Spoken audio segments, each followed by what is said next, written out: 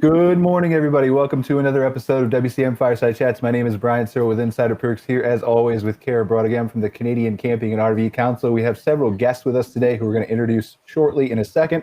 But just a reminder, this is the first episode of the month, so we're just kind of having an open discussion on the news, all that kind of stuff, some different topics that have come up within the industry. For those of you who are on Facebook watching us on multiple different Facebook pages, we are on the Canadian Camping and RV Council page, National Association of RV Parks page, Insider Perks, a bunch of other ones. We can pull in your comments, so if you have questions or want to join the discussion, we can do that, put you on screen, involve you in all of that. And as a reminder, we also are available as a podcast on Spotify, Google, all those kinds of places.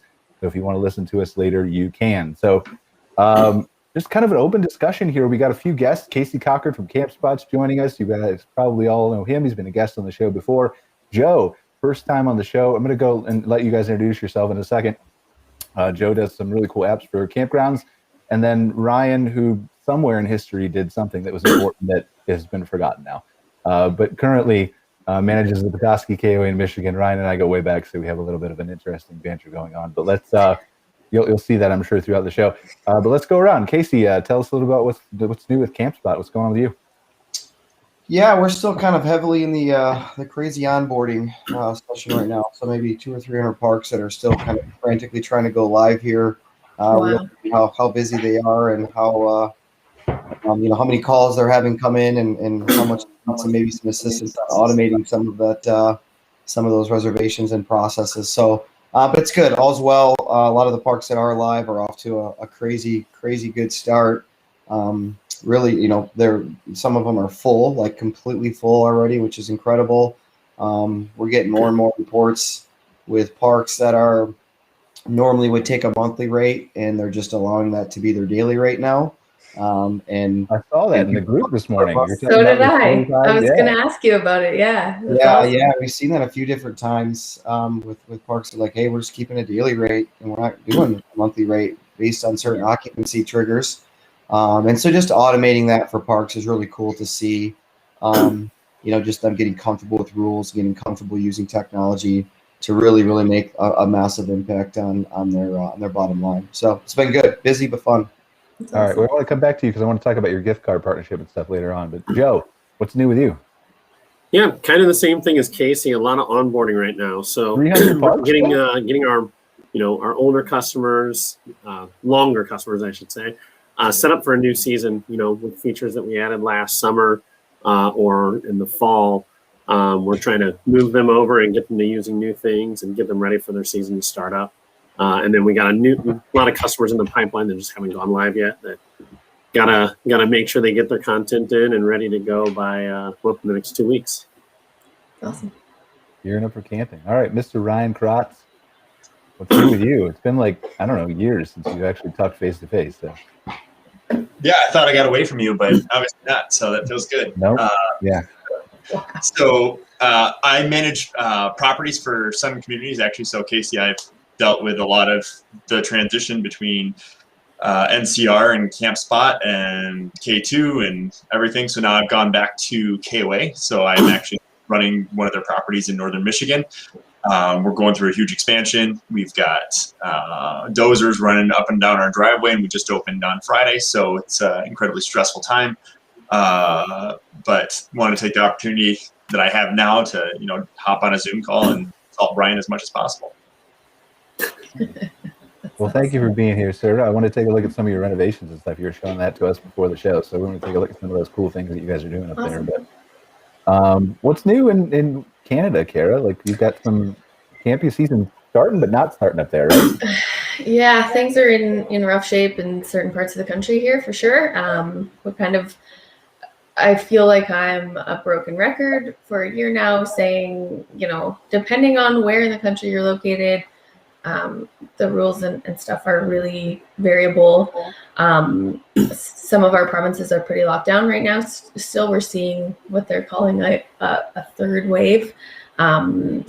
So we are, trying to get vaccines rolled out and things like that. But it's a difficult dynamic. Some of our provinces, BC is on a really restricted movement order, not specifically a lockdown, but they're requesting that folks, including campers, not leave their local health region or health authority.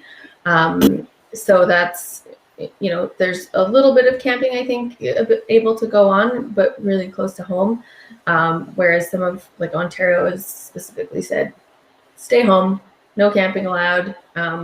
So, it's tough. It's tough on operators who are really, really banking on, number one, a full season of operation compared to last year. And also just the ability to get rolling. They were chomping at the bit. Everybody's really ready to move on, I think. Yeah, get out and enjoy the outdoors. Yeah.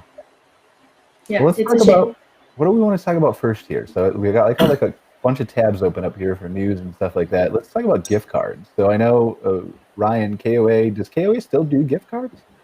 I know they did. They do. Yep. They're still doing gift cards. You can buy them at any KOA and basically use them anywhere across the country, which I think Campspot's just starting to roll out with that, or at least Sun's doing their own for their 400 or 500 properties that they can actually do gift cards to. So Sun's kind of along and doing exactly what KOA is already doing. So pretty excited about that. Has there been a lot of, and I want to touch on that with Casey in a second, but it's part of why I brought it up. Has there been a lot of uptake on that? Because I remember early on, and early on was like, 7-8 years ago when they first introduced KOA's gift cards. Mm-hmm. I remember early on owners were saying nobody was buying them. But was that just an awareness thing? Have they taken off since then? Or so no one ever thinks of it. Gift card, it's almost as easy to just call the KOA and like, hey, I want to put $50 towards this person's site. So it is kind of cool. Like around Christmas, it feels like we have a pretty good uptick in gift cards, but a majority of camping, like people are paying for each other to go camping anyway, so it's not a huge plus. I think KOA is actually more pushing like the value card program, where actually it's called Value Card Rewards, or they just changed the name on it. Yeah, they just renamed it or something. It was Value Card Rewards. Yeah, I think it's Value Card Rewards now, and it's that is kind of actually where they're pushing a majority. So like we have very important campers, VIKs, that they can cancel a reservation without cancellation fees, and they just have to keep their point systems up. It's kind of like what they used to do in airline miles, where you get so many airline miles, and like now all of a sudden you get free drinks in first class, and that's kind of what they're trying to build in the KOA industry. And especially like right now, man, you want to talk about the perfect time to own a KOA in the United States. Sorry, I didn't know about the Canada thing. That's crazy, but it makes sense because none of all the Canadians had to cancel for a Canadian long weekend. But like no one wants to travel on a plane right now, and so camping in the United States it is insane. We're renting sites that we don't have yet. So so and again, the more ways you can innovate, right, with gift cards and programs that drive loyalty, that help people be sticky and stay after the pandemic is over, I think is going to help the longevity industry too. So what's going on with you, Casey? What's this new gift card program that we've been reading about? Yeah, we rolled it out actually. It's been out for a couple months now. We just did kind of the press release on it, but yeah, I mean, initially it was a lot. Us working a lot with like the Yogi franchise. There's a big push for them to be able to sell gift cards and things of that sort. Really, just have it integrated in the system where you can, add a balance from the reservation system, and then obviously accept that whether it's online or at the campground. So it's been cool just because there's a lot of parks that aren't a Sun or aren't a Yogi, but they branded themselves extremely well, and they want to have branded gift cards to be able to sell to create that loyalty and push that around to people. And so I think getting through the first Christmas, like having enough campgrounds that have these, they invest a little bit into having some gift cards, on site that are customized to their brand or their park, and getting through that'll just keep escalating. But it's been good. I mean, so far there's been a ton of parks that have adopted it, and it's working smoothly and working well for them. So again, anything that you can create to keep people coming to your park, you want to do. We're seeing that a lot, even like with the cancellations, us really, not in a consultative approach, but to some extent with a feature that we have, which is just camp credit versus youth credit, which a lot of systems do. But I mean, instead of doing a refund, potentially with a cancellation policy or fee, considering all the kind of the crazy times, it's basically just putting that full amount on their account, Right. and they have to use it there, right? So you're bringing them back to your park. You're opening that site back up for someone else to book, but you're not dealing with a 25 or 50% cancellation fee, but they have to use those funds at your park. And that's been working really well. We've seen that a lot in Canada, actually. There's, so a lot of out of province cancellations that have had to happen, putting that as a credit so when they can come back and then open it up. And we've seen some still some good numbers. So even though there's been a lot of cancellations, it's been cool to see a lot of the local people are like, oh, there's a spot now. Yep. We're gonna, where they can. So, it's interesting how it flows, where the people that are on top of it get their spot, and the people like me that want to book last minute, are realizing, oh, there's a spot now where normally there wouldn't be. Right. Well, there is a trend toward that we're seeing, at least in the parks that we're running Google ads for and stuff like that, is everybody seems to be waiting 3 to 5 weeks out at least, or less, to book their campsites. And so we're seeing obviously a lot of reservations coming in, but there's a lot of looking and waiting and kind of seeing, and it's interesting. I think it's going to be interesting to see how those numbers shake out, right? It's so hard to make a plan longer than that with restrictions and things. I mean, maybe this is specific to Canada now, since down south, you guys are so much farther ahead than us. But it's with no idea, what restrictions are going to look like. It's tough to plan any longer than that, which is a shame. It's tough on operators for sure. Well, but I think consumer behavior has kind of changed too. Now that there's more people working at home, maybe I don't know if there's more people that are being homeschooled, but for a while there was virtual schools and stuff like that. Yeah, I think there's just more flexibility. Yeah. So I think people are willing to wait longer instead of planning that one vacation 6 months in advance type deal, which is, I don't know if it's good or bad for campgrounds. I think it has to shake out and see, right, how that works out. But it seems to be. Oh, go ahead, Joe. It seems to be campground to campground, because a lot of our campgrounds, they're full up all summer. They're booked out the entire summer. Yeah. Be it seasonal or overnight stays, they're booked the whole summer now. So I think it probably depends on the type of campground and location in terms of where they're getting those shorter bookings, or that longer. People are just getting the whole season done out of the way now because they're scared that those spots are going to fill up. I would imagine it's more toward that luxury experience, the experiential type campgrounds that are probably getting pretty full up already for this year. Mm-hmm. Yeah, I think you're right. I think it's definitely campground to campground. But before I go away from gift cards, though, Joe, I wanted to talk to you too. So Casey and Ryan, these gift cards, can you just redeem them for night stays, or can you redeem them for things in the store and amenities and stuff like that? Yeah, ours act is exactly like a credit or debit card, so you can use it for whatever it is you're looking to use, through the point of sale or through reservations. So do you think, Joe, is there a way to, or do you want to eventually integrate this with something like an app that you were designing where people could redeem it for amenities or firewoods or stuff like that? Well, I'm going to table that for just a second. Ryan had mentioned how, it's not always been so useful. Yeah. And that's actually one of the examples we use for all of our customers, is when we talk about push notifications, is to send them out to everyone right around Black Friday and do a Black Friday gift card sale and sell your gift cards then, because there's plenty of people that don't know what to give their wife or husband, and they know they camp every year. So like, oh, this is just to get us thinking about it. I don't ever see those promoted. I don't ever see Facebook ads running in Thanksgiving talking about gift cards for campgrounds, and we camp. So we're on the ads for things, but we never see those. And we always use that as an example of something to use there. In terms of us taking on something like gift cards, about 2 years ago, we added loyalty. We have a few campgrounds that use it, so they can do all of that through the app. But because, the point of sales don't integrate with that, we haven't had a big uptick in it, just because they want to add it to their point of sale. And so it's there, so you don't have to do one thing over here and then one thing over here. Right. And so, like I said, we have a few customers that use it. A lot of them haven't, though, because of that integration. So that is definitely something we would move to if the ability was there. Because the cool thing is with that, you have it on the go. So you can get points for attending events. So you going to one of the campground events gets you more attendance there. So it looks like your campground's more fun. And that's one of the things that we can add to it that way. And that's more so loyalty, not so much gift cards. Joe, can I ask you about this project you're doing with Johan Fedema in David Thompson country, or is that top secret still? No, that's fine. Well, now it's not. You just told the world. So. I actually was going to mention that to you before the show. About 2 years ago, we realized, so we've done apps for campgrounds for 4 years now. And about 2 years ago, we realized that a town is just a really big campground, or vice versa. A campground's a really small town. And so we didn't know what was going on in our town, so we made an app for our town. And so about 6 months ago, another town came to us and asked us for an Eat, Shop, Play type app.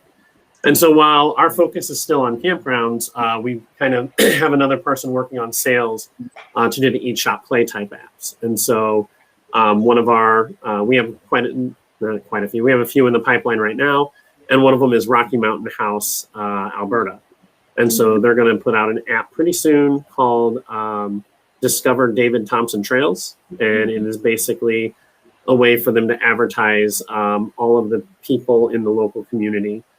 So as people are coming for vacationing, they have a quick and easy way to see the kind of the hot things to do right through an app. List all of the events out. So everything's in one location for visitors or residents. And this connection was made through the Canadian Outdoor Hospitality Conference and Expo. Yeah. We were actually attending that, and we met Johan, and he said, "Well, I think this would actually be really good for our town." Mm-hmm. And so he said, "Do you do that?" Well, we actually just started, so it kind of worked out pretty good. And I think for him, it's great because one of the things that certain levels of businesses would get to do is be able to send push notifications to their customers. Yeah. And so it allows him to still communicate directly with his customers without necessarily having to go out and build a full app himself. Yeah, he's very invested in the tourism success of the region where he operates his business. It's a high priority for him. He's very actively, works closely with the other campground owners in his area and does a lot of unique, cool stuff to just make the community more vibrant and more of a kind of destination. I really admire that about him. So he's done some fabulous work there, so I was excited to hear. So is it live yet? When does it go live? It is not. It's getting pretty close. They're working on some communication out to the local businesses in terms of how they're going to be listed and different levels of availability inside the app. So I'm not positive when. I would expect it to be in the next month or so, but I'm just not positive. So the ball's kind of in their court right now. But they've been Johan's been great to work with, and Chamber of Commerce, who has taken the project on from him, has also been really great to work with. So good. It's a beautiful area of our country, of our province. It's kind of we're consistently working to we have a couple of incredible national parks here in Alberta, and so tourists and folks tend to flock to those areas, and we're seeing huge population influxes at certain times of the year. So it's really important, I think, and vital that we are diverting some of that traffic to other spots that are arguably just as, if not more, beautiful and maybe less trafficked right at this time. So I appreciate the efforts of all involved there. Thank you. Yeah, as we went through their businesses, I think campgrounds might have been the one with the longest list of businesses inside the app. So there's a lot of campgrounds in that area. There's a ton of campgrounds. It's deeply forested, beautiful, kind of natural place to go experience Alberta. So hopefully, I'm happy to hear we'll be hopefully driving more traffic there once the world is more normal. Well, I think there's something to be said for curating kind of the guest experience in your area too, right? Yeah. I mean, KOA's got an app, Ryan, I know. I haven't used it in a couple of years probably, but I think there's probably some usefulness there to the sheets that you're handing out across the counter, to what you're telling people is a local restaurant that has good pizza, to whatever. Not necessarily controlling the experience, but shaping it, right? All those things directly impact their perception of their trip and their time with you, and also vitally offer vital support to the local businesses in your area to keep them flourishing as well. All of those things are so intertwined. What do you guys do at Petoskey, Ryan, to help people find stuff in the area? So, we've done so many different, the app is kind of cool. You can add like things to do in the area. And, with all of our vacation rentals, we've kind of, so they call it in KOA, it's called deluxe cabins or whatever, but we wanted to kind of get into like packets where they step in, kind of like the hotels do, where you open a book and like, here's the 19 really cool things you got to do in the area. And then here's a couple cool restaurants, and I recommend ordering this. And so what we really, it seems like every year is so different, and like people don't really want to talk anymore. And, it used to be when they come in the office, like I used to make our entire staff go and we'd eat at a restaurant, like, and check this place out. Like when someone comes in and says, what's the best fish in town? I don't want them to say, the McFish down the road is super convenient. Like, let's send them to the local place that, like, man, this is like no one knows about this place, and it's super cool, off the beaten path, and like that's what the guest is going to remember. Like if you can step in and they meet a staff member who actually cares about them, and spending a lot more time with them. Getting the people that aren't at your campground is a little bit trickier. We use email blast a lot, so we use Constant Contact. I think Sun has their own Constant Contact team. KOA is kind of like the stepchild for Sun communities. I think most of their properties are Sun based, with Sun programs with NCR and Campspot, and KOA is the only one that uses K2. And so we're kind of on our own when it comes to how we want to market, which has been awesome, because I have lots of ideas and a lot of stuff that actually I used to do with you, Brian, that I'm like, man, this transfers over so well. And, Facebook and Instagram, and you get so many, so much for nothing. It's like, man, this is a great platform to use. And like once the guest checks in, you can actually send them push notifications. So if they give you email addresses through K2, you can actually push notification them like, hey, we're doing bingo at 7. Here's it used to be come to our building, but now it's, here's a login to a Zoom call, so you can do it on your trailer, or like we're doing a nature walk, carry around with your tablet, and it's just as a tweaking of everything to make it work with the new COVID world. So we should probably have a show on that sometime, Cara, just talking about the new ways people have innovated, because it's been a year, right? I think we talked about that briefly last year, like COVID activities, but I think now that people are a year in, I think there's probably a lot of good examples. Yeah, if we only had a guy that made apps and stuff like that, that'd be cool. Yeah, I mean, we could probably find somebody like that. Yeah, there's got to be somebody. Yeah. Well, to that vein, actually, going back to kind of Canada and Ontario, so we do the Camp On mobile app, and one of the things that we've been busy doing the past month has been we offered every single one of the association access to a contact tracing form inside the app. It's not contact tracing and knowing where people are going and doing. Why not, Joe? They're required. All kinds of creepy with this if we want to.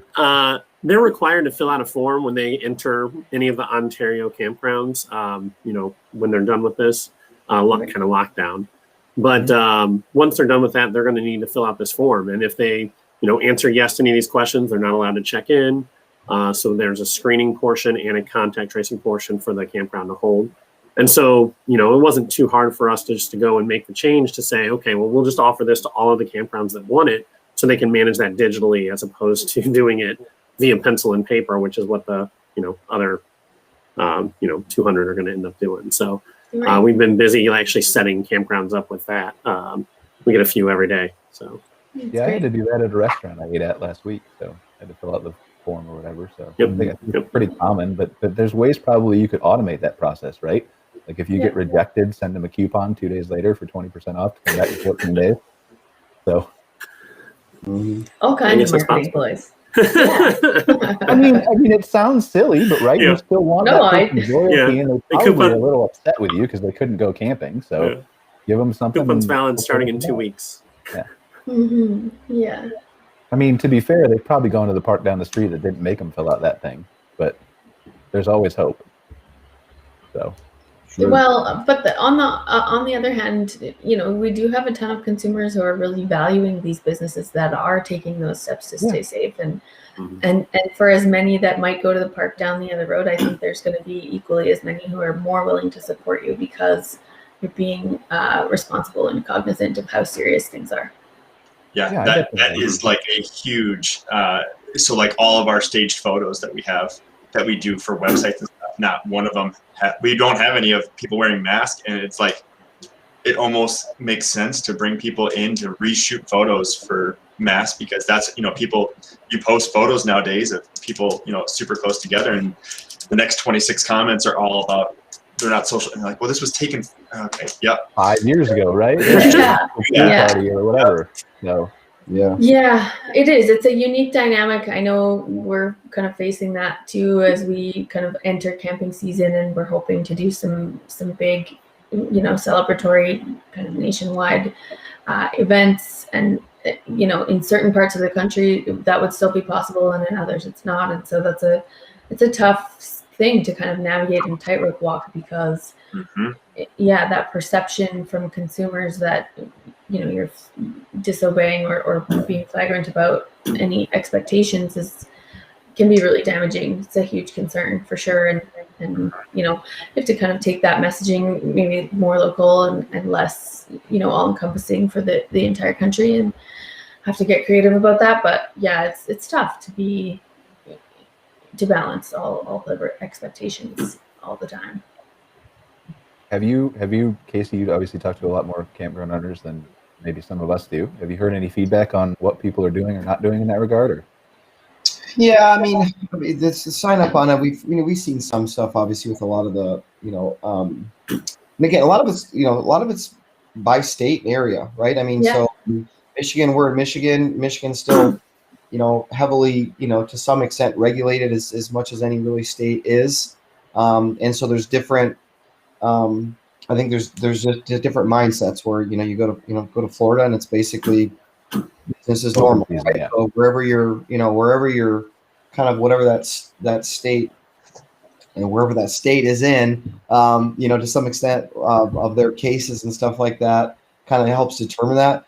I think people have gotten creative with stuff. I mean, you still have like your little tractor rides, and maybe you're just not packing people into multiple different families into the the little shuttle things that they got, or you're keeping, you can be somewhat smart with it where you're just, less can be more, right? You can just do that many more rides, or you do that many more events with it. It's just people giving them the opportunity to still do those things, but do it in a safe manner. So, which isn't a bad thing anyway. So maybe sometimes rethink some of these, you're putting 45 kids on the back of a truck or something like that, and rolling around, so, I mean, from what we've seen, it has an effect. I mean, everyone would agree with this.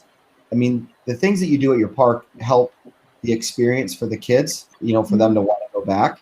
But overall, camping in itself, in its just purest form, has been so popular. Just outside, and especially in the Midwest right now, with the weather starting to get better, you're just anxious to get outside. You're just anxious to do anything outside. So. The fact that potentially an event for the kids might be not going on that weekend, I think is just getting overlooked, because people are just happy to be outside doing something as opposed to be inside without things to do. So I think you're going to get some grace on your events, this season still more, because people are so excited to get outside, and that many more people are trying to camp right now. So. Some of that's easy, right? Like, I mean, the shift toward the consumer awareness, right? So you can put a website policy up, you can talk about it on the phone, you can, message people in an app or something like that. And some of it, though, like Ryan was talking about, is a little bit more difficult, like the photography. So at what point, and maybe it has happened already, or is there a shift to where you're saying that this is going to be around long enough, it's worth me investing a couple $1,000s in a photographer or a videographer to come out and reshoot all this stuff? Or what's the sense there? Yeah, no, I mean, that's an interesting one to, reshoot things with people with a mask on, just so people feel like that's what's happening there. Because depending on what event you're doing, if you're sitting at your campground, you're at a campsite, I don't think you're expected to have a mask on, right? Because but it's not just a mask, right? It's like the pool parties, like the social distance activities. Yeah. Yeah, we've added, I mean, we did this last year right in the beginning, but we added an additional policy, a specific COVID policy that campgrounds could use that, is separate from their standard terms and conditions and everything like that. So parks that wanted to make a big, a Statement. a statement as far as on what they're doing in order to, accommodate people properly. They have the space and they have like the specific section to some extent to do that. That's separate from the, sometimes long terms and conditions that go out. So, yeah, I mean, that's it's basically putting them in the park's hand. I mean, yeah, you certainly could. I think the biggest thing is being upfront with what you're doing. We went through some talking points on this, but as a campground owner, it makes perfect sense to show and tell people what you're doing to keep bathrooms cleaned and what you're doing to, keep there's some type of distancing and sanitizing and things of that sort, just to add peace of mind to people that may be wondering. So the more forward you can be with some of that stuff of what you're doing, whether, I care about it or not, the fact that you're doing it is what's relevant for the people that do care that you're doing it. So I think just some of the obvious things of saying, posting your cleaning schedules, posting, the actions that your most likely campgrounds are taking anyways, but, making sure that anyone that goes to your site or goes to book understands what you're doing, I think makes a lot of sense. Some of these policy changes are permanent too. We've had campgrounds that they decided, that 20 people can be in the rec center at a time last year, and they decided that 85 people can be in the pool at a time. We stayed at this campground before. It was actually the first campground we got as a customer, and their pool gets packed. And so before they knew whether they were going to have any restrictions this year, and they probably won't have any restrictions this year, they've decided they're going to still do pool passes this year because it made the pool more enjoyable for everybody when they, could come in a staggered time and get their passes beforehand. What they've done in the off season was to streamline that process and make it easier as opposed to, handing out tickets and stuff like that. But this way, everyone gets to enjoy the amenities a lot more and can actually swim in the pool rather than being stuck in one area of the pool because there's too many people to actually swim.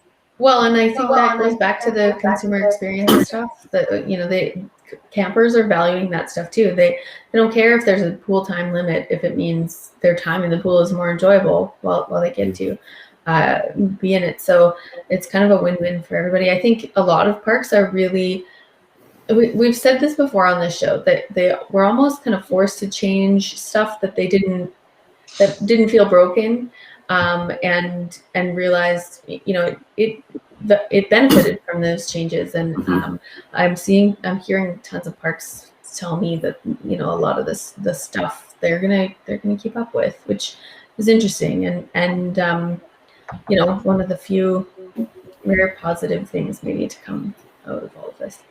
That's cool. I'm actually really excited to hear you guys talk about your pool policy is actually working because Cava, the park I was working in California, it was 120 and you're allowed 80 people in the pool at a time. And I have never been called so many names in my life. So like hearing you guys like, oh man, the pool pads are great and we're gonna do it. I'm like, how? Like that was my Saturday from Friday afternoon till Sunday when everybody left. I just went around like a piñata getting murdered. So pass whatever you guys got along that works. Well, in their particular case, they were membership, so it was probably a little bit different. They were membership and ownership resort, so they have the same people every weekend. I mean, I get it. If I'm showing up as a camper, and I, don't plan, and I just plan on going to has a pool or a water slide. We've had that happen a lot with hotels where we go to a certain resort because it has one little mini slide, and we're like, hey, this is gonna be great for the kids. And then you get there and it's shut down, and you're pissed. You're like, what? Yeah. Right. It was the reason why we chose this place as opposed to the 20 other places. So that's a tough to navigate. Even when we went right away we were in Palm Springs, and if you had like your toe in the water in the pool, you didn't have to have a mask on. As soon as your toe came out of the pool water, then you had to have a mask on. And so like the manager there was super cool, but it was very relevant, saying all I'm doing is telling people to put a mask on as soon as they take their feet out of the water. And we're like, can we just huddle around like the shallow area of the pool? Are we good there? If it's, just our group. He's like, yeah, just make sure you keep your foot in the water, and then, you're good to go. But that it helped the trip for us because we're like, well, hey, at least, we know what we can do, we know what we can't, as opposed to, I know a lot of them are regulating when you can go in the pool, or there's a bunch of them that they just still haven't opened the pools. I mean, tons of the hotels, they haven't even opened pools. So campgrounds at least have that advantage right now because tons and tons of hotels have still they just haven't reopened their pools in general. They're just like, it's not something they're ready to deal with yet. Well, there's all kinds of ways you can innovate too. Like I want to take a look at what Ryan's doing at his park here in a second. Ryan, if you don't mind sharing your photos in a second. But if you just throw money at the problem, it works, right? Like imagine, Ryan. So when I don't know if your pool has it, Ryan, but I remember when I was a kid, they used to have the rope that used to hang between the 3-foot area and the deep end, right? So if you just put a butler there and make a little VIP area where people can upgrade their pool pass for $50, and then it's totally spaced out and they get to go in whenever they want, and people just look at them like they're jealous. The red velvet rope in the pool. That idea is crazy. We tried that. That didn't work. We tried everything. You hired a pool butler. We had the bistro. We had the bistro right next. Like Cava is this.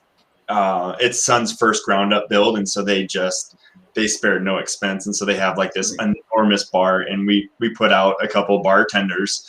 And let's try and make this experience something incredible. And and people were like, I paid for a executive site, $189 a night.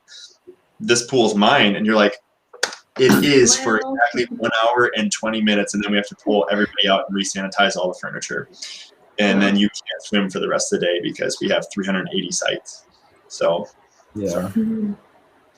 Yep. So hopefully they made big steps forward because that was fun. Just throw money at it. Rough. Well, you can. I don't know. Build another pool.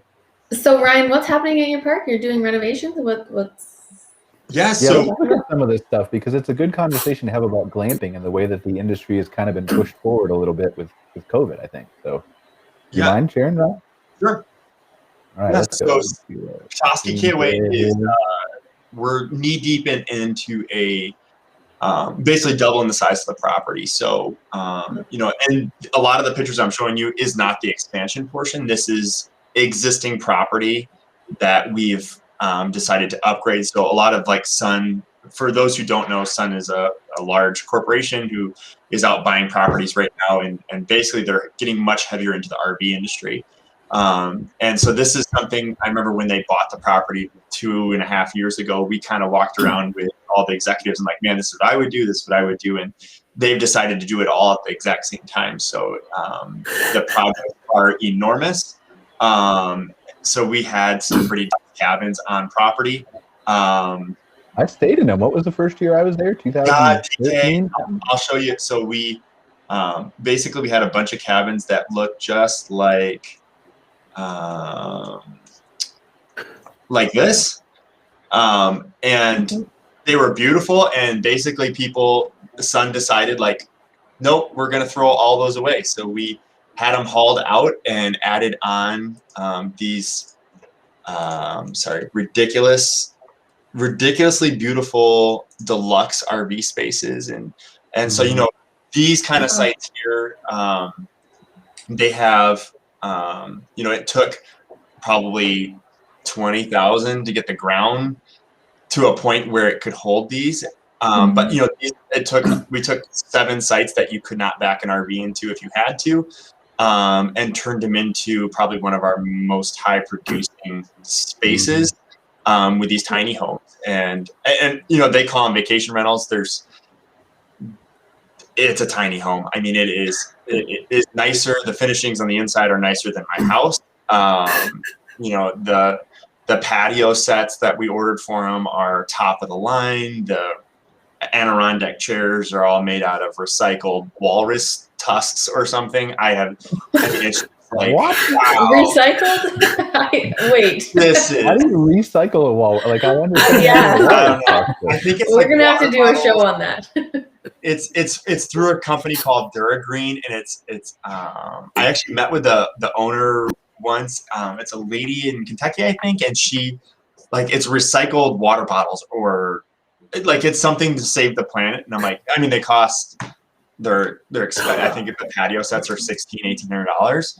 But it feels like you're saving the environment when you buy them. So it's like, oh, okay, well, that's cool. And we won't have to buy them again because they're built like tanks. But basically we have 29 of these on their way. So the original 8 are here, and then the next 20 are on their way. So, but yeah, it's been a process and a half. Our park is not huge. I think right now it's about 208 sites, and it's going to be double the size by July 4th is what they're saying. There's so much demand there right now, though. Yeah. How much is one of these a night?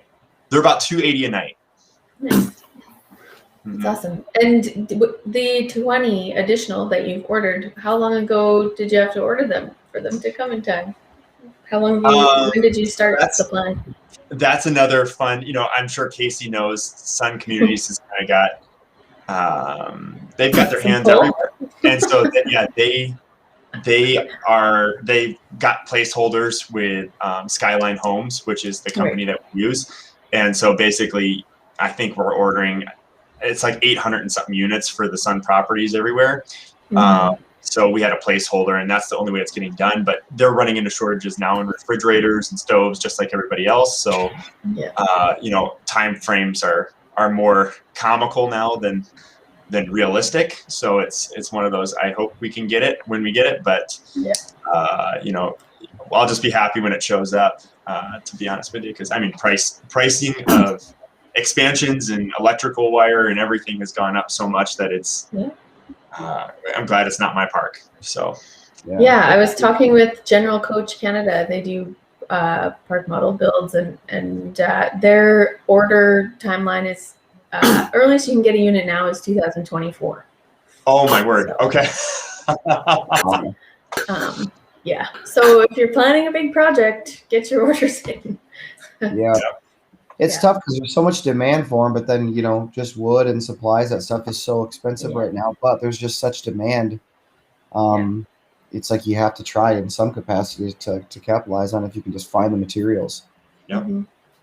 I really want to and I know this is a geeky thing that people think isn't going to happen in the near term, but I really want to talk to somebody in 3D printing, because they've done houses, full huge houses. They've done villages in Mexico. I feel like this is the next thing for accommodations, like what Ryan added and stuff like that, because you don't have to ship them. I mean, obviously we're going to have them on wheels in some capacity to keep with the tax discounts and stuff like that. But I feel like this is going to maybe push forward a little bit faster to alleviate some of these shortages and higher prices if they continue, because you can make them out of different materials, I think. Yeah, it's interesting.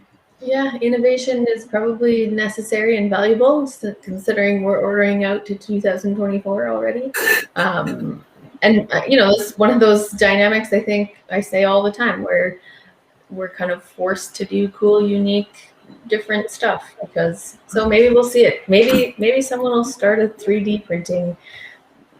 Oh, they will. Yeah, a cabinet company or something like that. Yeah, they will. Or one of the people will expand and offer that as a division or whatever.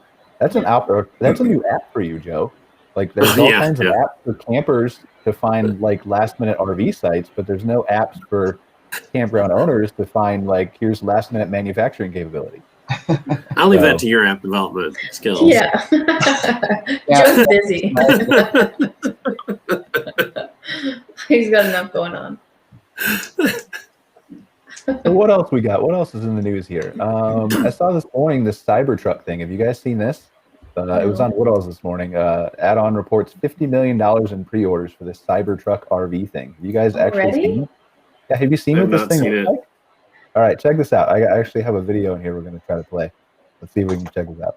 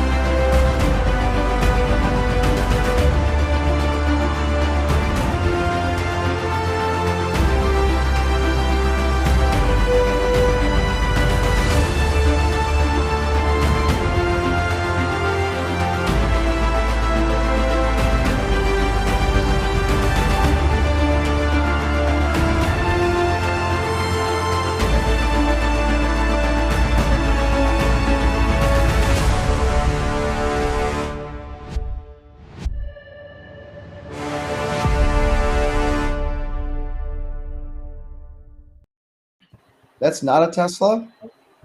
That's I think it's an add-on to Tesla's Cybertruck. Like I think it's a modification that you will be able to purchase when everything comes out. I don't think the Cybertruck's out yet. Yeah, so that's what is going to be my question. Is I've been hearing about this Cybertruck for 3 or 4 years now. Where is it? Well, they had to fix the window thing, make sure they didn't break with the sledgehammer. I just talked to Elon. They're coming soon. They're on the way. Okay. Well, next time I need an update, I'll reach out, Casey. It's got to be getting close, right? I mean, for $50 million in pre-orders. Now, to be fair, I don't know. I didn't read the whole article. Maybe it didn't or didn't say. I don't know how much each individual one costs, but you would assume that's still a significant volume of, even if it's $10,000 for the add-on, right? That's a significant volume of pre-orders that they've hit with people who are obviously interested in the outdoors. Like, it's a cool gadget thing, but I mean, as much as I love the outdoors, I'd still rather be in a tent than something in that frame. But well, in either case, like, it doesn't look like it's made by Tesla itself. So even if they're taking pre-orders, it's kind of required that Tesla's going to end up producing these at some point in time. Yeah, but it's still. I mean, I think it's just one more thing that's indicative of the demand for the outdoors through the pandemic and everything else, right? There's this such an expansion in the market. Yeah, like I think our demographics are really broadening. We're just seeing more, that's not appealing to your typical camper maybe, but obviously there's demand for it. And so, I think that speaks to folks that maybe didn't camp in the past, really obviously considering it. So we'll see. Can't wait to see one. Ryan, would you stay in one of these things? No, as soon as I saw the video, I'm like, that's going to be the guy who's like, I am a Tesla diehard fan, and I want this so bad. And they're going to get in there and put their suitcase on the table and be like, what am I doing? I don't fit. This is 20 square feet. Then that's an upsell, right? If you see they're coming in a Cybertruck or whatever, you just send the automated email an hour after check-in. Would you like to upgrade to a deluxe cabin? People are going to be pulling something behind that Cybertruck, so they'll probably be fine. But the mileage goes. I actually looked into it. So if you hitch a trailer up to any like type of Tesla, the mileage goes from like 400 to it's less than 80 miles. You can go less than 80 miles behind an electric. Well, I would imagine. I mean, a couple things here, right? I would imagine the Cybertruck's going to have a better battery than a regular Tesla. Yes, there's just like gas mileage would go down if you're towing something. I think electric would go down, but I also think like we're still very early in battery innovation for these things too. Yeah. So, especially if the whole top is all solar. I mean, that'll be something too that they haven't done with the cars yet. So, yeah. Did you guys get? You get a lot of the like off-roading vans, like the out in Canada. The what do they call those? Like the guys with the big quad wheels on the vans and the Outlander sites. Yeah, I mean, I don't think it's as popular up here, but we do see, funnily enough, I mean, obviously this pre-pandemic, but at my park, I used to specifically work with several European travel companies, and I used to have folks ship over their European RVs, their Unimogs and stuff, and come stay with me. So, I mean, those are some cool units. I think, there's lots of technical capabilities happening there while still like being rugged and a lot less like futuristic looking. But I guess again, that's a demographics thing. But yeah, I mean, I think folks who invest that kind of money in an RV like that do it for the experience. They're happy to pay the money and ship it over. And then, I had a customer who actually came to me a few times, stayed with me a few times over a period of 2 years, but was just like going all over North and South America here. So it's fascinating. What a life. I think there's a lot of ways you can research and just make your camping experience better, right? And I was thinking like maybe we should highlight some gear on the show, Cara, just for campers, but also that people could sell in their stores. Maybe that would enhance the experience. So we used to do this like long before I did marketing for campgrounds. Well, a couple of years before I did that. We used to do videos on tourism attractions, hotels, stuff like that. We also used to do gear reviews. So they would send us all this kind of stuff in the mail that had to do with camping and outdoors. And, I got free shoes and hammocks and all kinds of cooking supplies and all that kind of stuff. So, but some of it was really cool. Yeah, we work with a couple of great companies up here in Canada, Venture Outfitters. They've got tons of really unique, cool gear options, both for campers, but specifically are working. They've got this great like rentals program, so they do all kinds of e-bikes and paddle boards and all this cool stuff that campgrounds can utilize for rentals. So definitely, I'm game. Saw the Wisconsin trade show. They had a couple of the e-bikes there. And more campgrounds are going to start pushing those for add-ons, just because again, add-ons have exploded, obviously, as far as people wanting to add to their camping experience with any way possible, whether it's like a portable hot tub or just all sorts of stuff, golf cart. But the if you have like biking trails, I ended up buying two. Someone came in and bought the guy's entire booth at the show with every item in it except for the 2 bikes. And I was like, yeah, really good deal on these bikes. You can go on with with nothing and selling everything. So I ended up getting these bikes, and they're great. They're big fat tire e-bikes. They go like maybe 35 or 40 miles. Then of course you just use it as a regular bike if you need to afterwards. But to rent those out on a daily basis, I could see you making some really good margin on those. For sure. As an add-on. Well, that's the thing. There's a lot of room for innovation in the industry, right? And so you look at, like, I started clicking on some of this gear video on Facebook, and then obviously, like, Facebook starts showing me gear ads like every other second. It seems to know what I want now. But that's some of the ways that these park owners can innovate, right? I mean, like, we've got this COVID situation we're dealing with, and you take like pavilions, for example, right? And I'll show you a video of something I have here in a second. Talk about pavilions. Like, there's some states that you can still gather and all that kind of stuff, and you're going to do that, and maybe you're still within your household or whatever. But I think it's a revenue opportunity for maybe rethinking that experience. So look at this, and obviously I know you don't want guests doing this on their own, or at least that's the feedback that I've seen from park owners. But I feel like if you turn this into a activity, no, I mean you'll see what I'm talking about, right? Yeah, I bet. Campground owners to complain about it, but I feel like it's an opportunity for them to make more money if they pivot it. So check this out.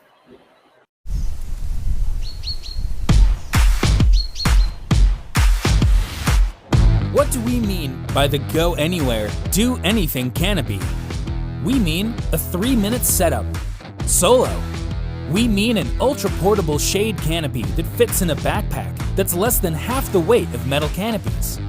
We mean a truly portable experience. Meet Airy, an inflatable canopy that sets up in just 3 minutes. Airy blocks 98% of UVA and UVB rays, has a zippable sidewall, and is water resistant.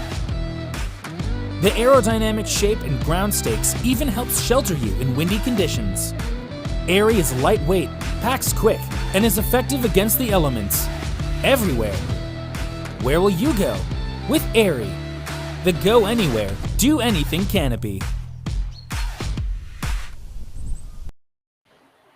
I feel like one wind gust and that thing's going to be well, so maybe, right? But here's what I'm saying, right? Like, you hear a lot of the campground owners who say, like, no, there's no way I'm letting a guest put one of those up on their site. It's all kinds of. But if you turn it into a rental, where your staff could come and set it up, that's a money-making opportunity for a family to have a shade experience or a small gathering or a birthday party or whatever. Yeah.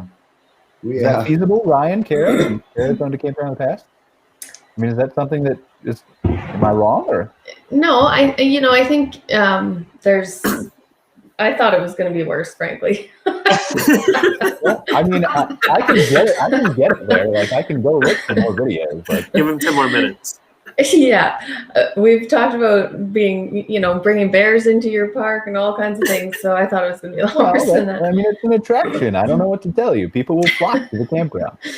Yeah, I mean, for me in my park, canopies and things like that were more of a hurdle specific to things like grass maintenance and making sure the grass underneath the canopy doesn't die because they're staying for 2 weeks or whatever, right? So it's less about that stuff, but certainly I think there's definitely ways to be creative about it, and if you're kind of controlling when it's set up and those kinds of things that potentially right. I mean, if they're willing to pay $100 to $200 for a pavilion, why wouldn't they pay $50 for an hour or two with this thing on their site? So what we found is instead of trying to do that on sites, you actually do it at the pool and you build gazebos, and you can actually rent gazebo space at the pool, and that seems to rent a lot easier, and you can make it more permanent, and it's on concrete. But yeah, I don't know if I'd go gazebos on RV sites, but I would for sure do it at the pool. So Yeah. No, Big I open agree. land and it's not, you don't have shade or whatnot. I could see it, especially if it's like a hot day and you see someone else that's got one out that's, chilling with a Mai Tai in the shade. And you know what? Now that you say that, though, imagine the new builds. Like, there's all these new developments coming that don't have the trees full grown yet, right? So in certain places, I don't know. Or any place in Arizona. Yeah, I was gonna say there's lots of places just where the landscape, even here in Alberta, like if you go out to a campground in the prairies, like there's no trees here. Like you need to bring some shade with you. That's because it's not a thing. It's not a thing that works for all parks, and I'm not saying that, but it's Right. just, it's one example of ways that maybe you pivot and innovate, pandemic or not, that you can make extra ancillary income, and there's nothing wrong with putting more money in your pocket, especially when you're helping people have an experience they want. So, No, I agree. Yeah. Totally. all right, well, we're almost up on our hour here. Anybody else have anything to add that we didn't cover or that was in the news that they want to talk about real quick? Or I would just parlay what you just said. I mean, the add-on revenue right now is through the roof. So if you're not doing something, if you can't invest in a cabin right now because you can't get them for 7 years, invest into some unique ideas for add-ons. Take some risk there, because again, a lot of people, new campers, are looking for whatever you have that's available, and they'll try it once. And especially if you have transient spots where people are going to try it once, whether you can upgrade your fireplaces, you can put little grill covers on fireplaces. There's all these different things you can do to just add to this new camping experience for a lot of people. And if you don't offer something, then they're not going to buy it. Yeah, totally. Yeah, and if you're in a like a touristy area and you don't want to take on the risk of purchasing a bunch, try to partner with one of the local. We have a lot of campgrounds that partner with local canoe rentals or local bike rental shops that will go ahead and deliver it on site, and then the campground can just get the small cut of the rental fee. Yeah, and sometimes that reduces agree. your liability too, I think, right? Partnering with the outside. I would imagine so. Yeah. Ryan, you got anything else before we leave? You've been conspicuously silent throughout this whole thing with your banter. So Embracing really it, man. disappointed. Day one, you don't want to get kicked out of group on day one. Good point. He's reining it in. He's holding it back until number 3. So what's next for Petoskey then? Close this out, Ryan. What's next for? I mean, obviously you're putting these cabins in, all that kind of stuff. What is the end game here at Petoskey? I think that's non-disclosed information, but I know we're going pretty high. It's not a public company, so you got to be careful what you say. But I know it doesn't. I don't even think I'm actually allowed technically to be on these. But great, like it's. Well, good. We'll have to have you back next week then until you get in trouble. Just wait for my phone to ring, so it'll be good. But no, I think we're going super high end. So bocce ball courts and tennis courts and everything here. So it's gonna be a park to come see someday. But I know you're in an undisclosed place too, so I don't know how far of a drive it is from wherever you're at. But I don't have bocce ball pits, so I feel like that's worth taking the drive wherever I'm. Yeah. We're supposed to be driving through that area ourselves in October or September, so we might have to stop by. Look at it. Well, now's your opportunity to ask for a comp site, Joe. I mean, live in front of lots of viewers. I'll refrain. Things are getting blurry on my side. Sorry, guys. I don't know what's happening. No, you're good. All right. Well, thank you everybody for joining us. I appreciate it. Casey, you got to hook me up with somebody from Northgate. We want to talk about Camp Finfo on the show. Yeah, for sure. Good time. I think that's an interesting conversation. Sure. Yeah, I want to check it out for sure. Yeah, for sure. All right. Well, thank you, Ryan. I appreciate you joining us. Casey, Joe, as always, good to have a nice open discussion with the news. Cara, every week. Anybody? But we'll see you. Thanks for joining us. Have a great week. Have a great week, guys.